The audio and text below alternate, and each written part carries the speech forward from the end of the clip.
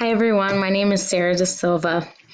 I do not have too much experience with research. I did take one class in my undergraduate career, which was almost 10 years ago.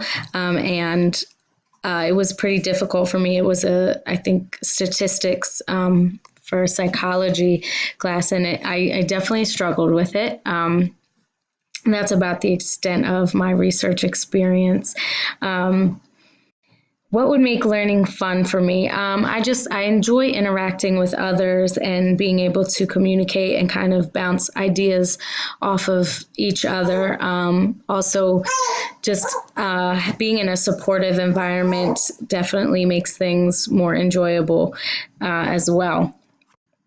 After looking over the syllabus and reading over everything, I am pretty excited to just strengthen my skills in regards to being able to critique programs and critically evaluate the different social work programs and how just applying different research methods to my everyday work experience and my future work experience.